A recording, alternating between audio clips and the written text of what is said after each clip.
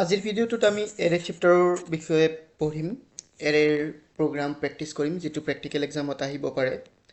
এৰেৰ পৰা মেইনলি তোমালোকে দুটা প্ৰগ্ৰাম চাব পাৰা প্ৰথম প্ৰগ্ৰামটো তোমালোকে এটা এৰে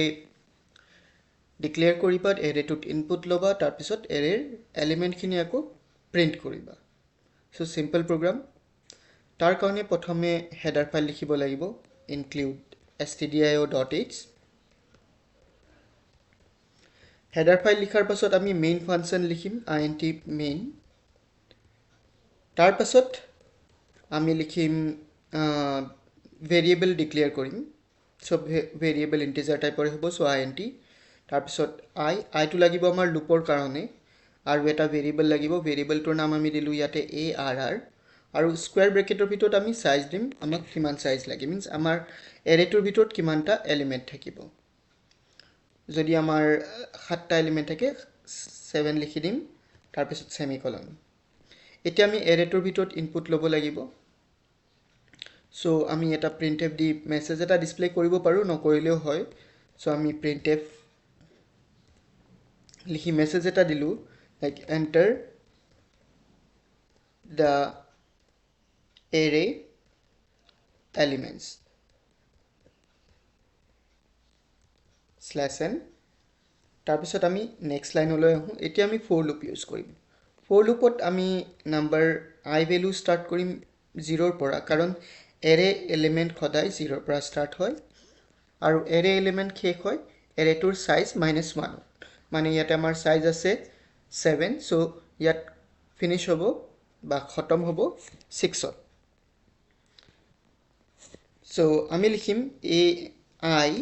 less than 7 তাৰ পিছত each time plus plus আৰু ব্ৰেকেটৰ ভিতৰত আকৌ এবাৰ printf লিখিব লাগিব আৰু তাত আমি লিখিম element %d আৰু d ঠাইত আমি ডিসপ্লে কৰিম i ৰ ভ্যালু ইয়াতে ডাইৰেক্ট i লিখিলে আমি 0 পাম আমি যদি 1 লিখিব লাগে দেন i plus 1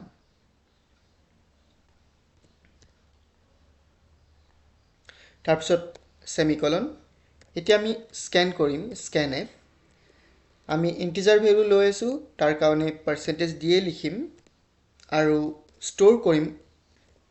arr ভেৰিয়েবলটো আৰু স্কয়াৰ ব্ৰেকেটৰ ভিতৰত i লিখিব লাগিব এতিয়া সবা i আমি 0 ৰ পৰা স্টাৰ্ট কৰি আছো হেকনে প্ৰথমবাৰৰ বাবে ইয়াতে হ'ব arr 0 তাৰ পিছত arr 1 এনেকে টিল 6 লৈ কন্টিনিউ হ'ব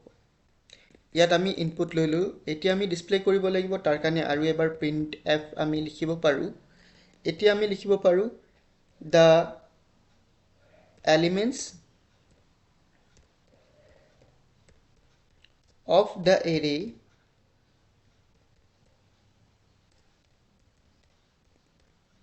are আকৌ /n এবাৰ আমি আকৌ এটা ফৰ লুপ লিখিম এইটো ফৰ লুপ আমি ইউজ কৰিম ডিসপ্লে কৰিব কাৰণে নাম্বাৰখিনি একে থাকিব i equal 0 i less than 7 i plus plus এটা তোমালোকক যদি এৰে এটা লাগে যেটো 10টা এলিমেন্ট স্টোৰ কৰিব লাগে বা 10টা স্টোৰ কৰিব লাগে তেন জাস্ট 7 ৰ ঠাইত 10 লিখিলে হৈ গল বাট ইয়াতে মই যত 7 লিখিছো মানে প্ৰথমত ইয়াতে arr 7 লিখিছিলো ইয়াতো 10 লিখিব লাগিব ইয়াতো 10 লিখিব লাগিব আৰু ইয়াতো 10 লিখিব লাগিব ডাইৰেক্টলি এঠাইত 10 লিখিলে নহব সো এতিয়া আমি প্ৰিন্ট কৰিম printf ইয়াত আমি লিখিম %d এটা স্পেস লগাম তাৰ পিছত কমা ইয়াতে আমি লিখিম এৰেটোৰ নাম arr I তাৰ পিছত সেমিকলন এইবাৰ আমি লুপৰ পৰা ওলাই আহিম ফৰ লুপৰ পৰা তাৰ পিছত আমি লিখিম return 0 লিখোতে অকমান কেয়াৰফুল হ'বা কেতিয়াবা কানি বাই মিস্টেকলি o লিখা যায় আৰু প্ৰগ্ৰামটোত এৰৰ দেখায় আৰু তোমালোকে দিনটো এৰৰ মিস্টেক বিচাৰি থাকিলো বিচাৰি নোপোৱা সো তাত 0 লিখিব লাগিব o লিখিলে নহব এতিয়া আমি প্ৰগ্ৰামটো সেভ কৰি ল'ব লাগিব সেভ কৰাৰ পাছত আমি যদি কম্পাইল কৰো চাবা এইটো লাইন আহিলে enter the array elements element 1 তাৰ পিছত ইয়াতে এলিমেন্ট গিটা এন্টাৰ কৰিবা নাম্বাৰ কি ইউজ কৰি তাৰপৰ 7 দিলু তাৰ পিছত এন্টাৰ কি প্ৰেস কৰিবা নেক্সট নাম্বাৰ দিবা এণ্টাৰ কি প্ৰেছ কৰিবা আকৌ নেক্সট নাম্বাৰ এণ্টাৰ কি প্ৰেছ কৰিবা